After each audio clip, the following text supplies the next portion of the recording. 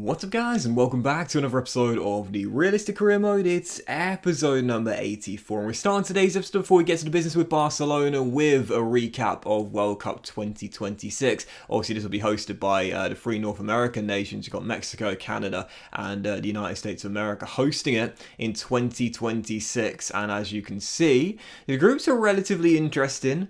The knockout stages, a lot of which you could say predictable results here, but in the end the winners of the World Cup. Portugal beating Germany by a goal to nil in the final. No Cristiano Ronaldo, but no problem for Portugal. They were the winners of World Cup 2020. It's always interesting to show you that every 2 to 4 years. And as we begin the rebuild, or I should say continue the rebuild in today's episode, on the back of the last episode, we took over as Barcelona manager, brought back to La Masia academy prospects and products, I should say, to the new camp. Fatty coming in from Manchester City for £170 million, but 23 years old and already 89 overall. Well, that was a sensible and obvious decision to make there as we return him. We get him back as he returns to Barcelona. And also, of course, Marc Cucurella, the curly-haired Getafe left-sided player, he came back for, I think the release clause was £113 million. So much money getting spent on just those two players. So for my next two signings, in the end, I thought, right, well, we'd like a bit more squad depth here and some good young prospects too. Found these guys on the free agents list and I thought, yeah, if I ain't got to spend a penny on them, just their weekly wage, that's going to suit us down to the ground here at Barcelona as we try and stretch the pennies this season. So as you can see, we've got two really good players as well. Alejandro Bilbao Arteta, he looks really good. A left back who could definitely be an understudy to Marc Cucurella since coming back. 6'2", exciting prospect. I've got to say, that's an absolute steal. And as I always say, this is why you check the free agents pool every single season, regardless of how good your team is and how far you are into the save. And the other guy who, ironically, I was more excited about initially when I found him in the scouting, Antoine Garcia, 73 overall, 18-year-old attacking midfielder. Looks very decent indeed, shows great potential. So two players there with really decent potentials coming in on free transfers. And that's what I want with this Barcelona team as well. I don't just want the stars returning here to the new camp and also some amazing Spanish players coming in, but also some good youth players, be them new gens or regens, signing them, again, whether they be free transfers or from other clubs as well. I really like the idea of getting some good youngsters to develop for as the years go by. Still finding out two bids fell through, including Philippe Coutinho's deal to Sampdoria and Buxa to Benevento as well. Now, I've got to be honest here, selling players with this Barcelona team is going to be tough, and there's a big reason why. What you'll notice is that a lot of the players that are here right now are on massive weekly wages, realistic or what. So example for this guy, Fofana, 80 rated 23-year-old striker, he's a pretty decent player you would say, but on 125 grand a week. So these are the sort of players that have very pricey contracts indeed. So selling them to clubs who may not be the most established in world football is going to be difficult. Like with Pereira, for example, we accept a bid there for Benevento. The real question is not can they afford the transfer fee, but can they afford the weekly wage? It's very rare that players will take pay cuts, as we know, and as we know, when contracts get auto-renewed in FIFA, they always get increased when they're staying with a club. So that's going to be a real head-scratcher for us. How do we solve that dilemma? There's loads of players on the transfer list, but right on cue, selling them is a different matter. Fofana does go to Rickards, he sold for £25 million, and I think, again, selling players to Premier League sides is probably the best way of doing this, because the Premier League sides do tend to have, on average, more money than clubs elsewhere. But even so, Fofana goes to Rickards, 25 mil. We'll take the cash for that one, but Pereira's deal falling through, and I think we're going to see a lot of that. Deals falling through this season as we try to shift on quite a few players here that I would categorise as maybe not deadwood, but squad players at best, who we could probably look elsewhere for better value for money or young prospects. But still, in terms of my transfer shortlist, now you saw us bring back Cucurella and Fatty in the last episode. I did say what I want to do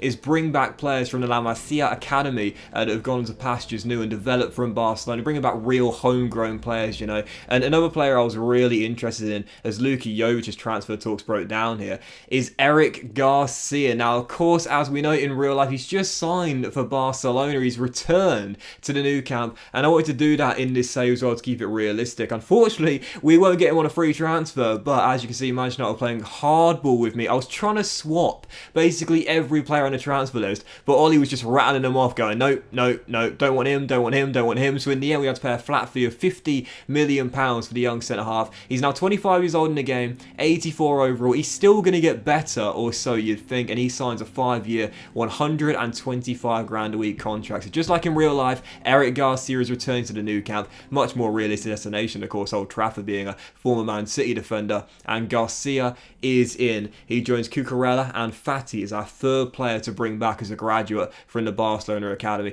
Fantastic defensive stats, 90 for defensive awareness. Absolutely love that. This guy reads the game really well. 90 aggression as well. Seems like a really solid centre-half. Question would be, should he start in this team or come off the bench? Well, as you can see, our back three is Tommy Yasu, Tapsoba, and also Zubeldia as well. And while Zubeldia may look better on paper, he is 4 years older and an inch shorter as well, if you care about that sort of thing. So I think I'll have him coming off the bench and Eric Garcia starting as part of our back three. So, you know, you look at this team as we get a bid here from Southampton for Buxa, so he's probably on his way to St Mary's, and, well, right on cue for you there. He doesn't need to go to Southampton to link up with Ralph Hasenhüttl. I think when you look at our team, we've got so many amazing offensive pieces, you know, not just in the first 11, but off the bench as well. That's not my concern with Barcelona. The concern is going to be, can we plug the gaps defensively? The back three will need to be so organised with no fullbacks, and of course, as we know, bringing in Cucurella, one of the main reasons why was to provide protection to the back three. We'll want someone on that right-hand side soon enough as well. So Buxa goes to St Mary's, and also for Luka Jovic, well, accepted a massive bid here for the Serbian. Now he is 85 rated and 28 years old,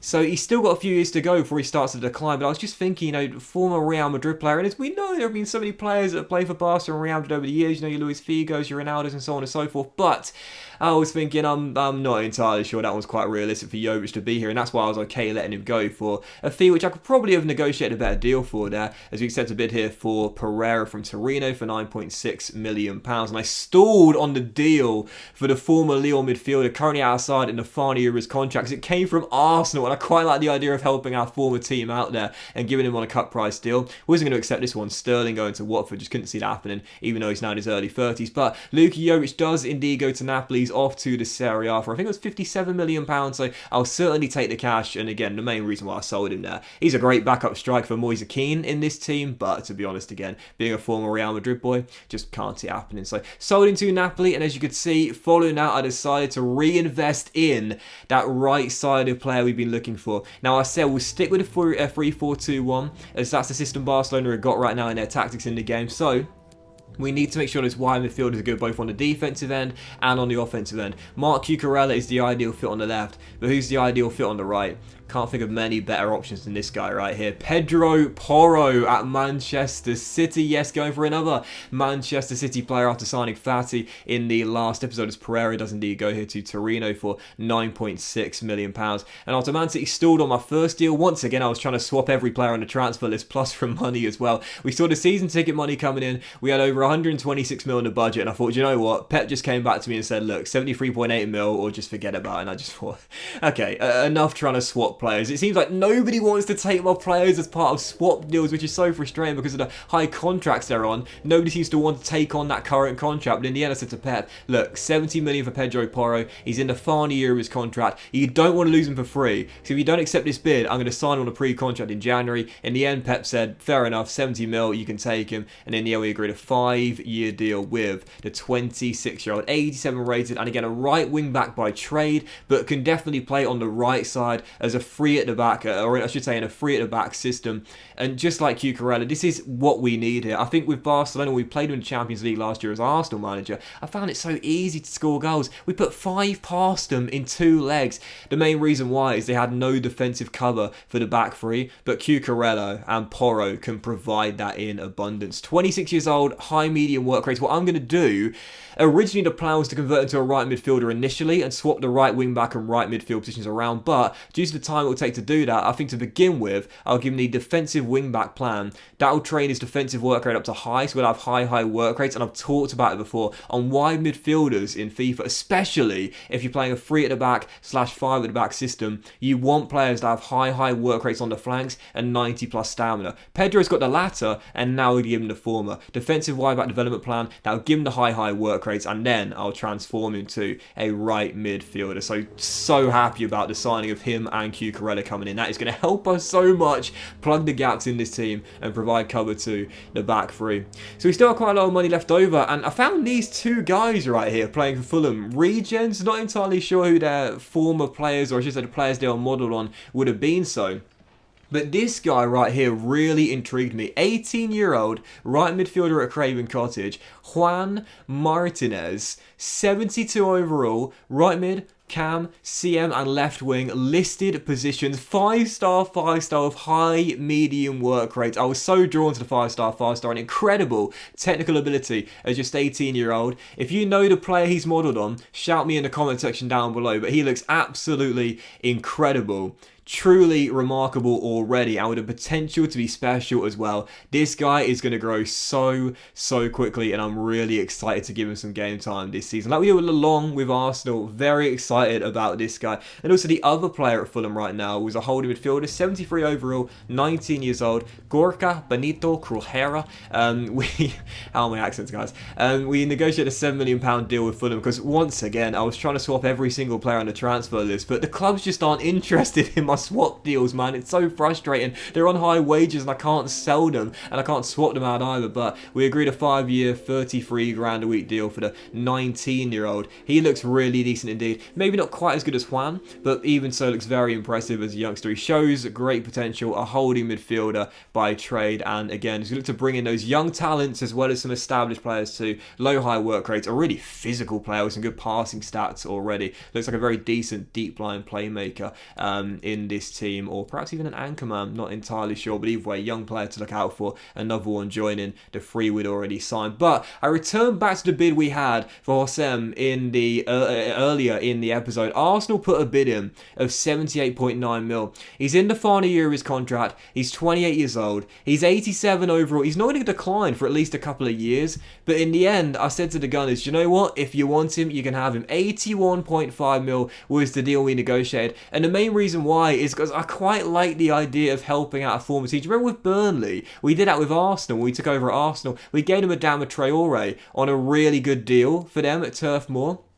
And I quite like the idea of helping out our former team, Arsenal, now, once again. Hossem has been a target of theirs for a long time as well, and now they're going to get him via Barcelona for just over £80 million, as we agreed a deal here for Sesko, one of our multiple strikers here. And there we go, Hossem is off to the Emirates Stadium, 81.5 mil. It's a steal for them. They've wanted him for such a long time, and now they've got him as well. Hossem will come in to provide competition for Guendouzi and De Silva and Marino and everyone else we had their camera to, but it does bump our budget up to around £126 million. And come on, guys, I wasn't going to sell him unless I had a replacement in mind, and this was the guy. Yes, Rickards, I'm not sure how you pronounce it actually in Spanish, but 26 years old, centre midfielder, a product of La Masia Academy, and again, 87 rated now. He's developed so well whilst out in the Premier League at Anfield, and in the end, I tell you what, when you talk about great business here, we signed him for £55 million,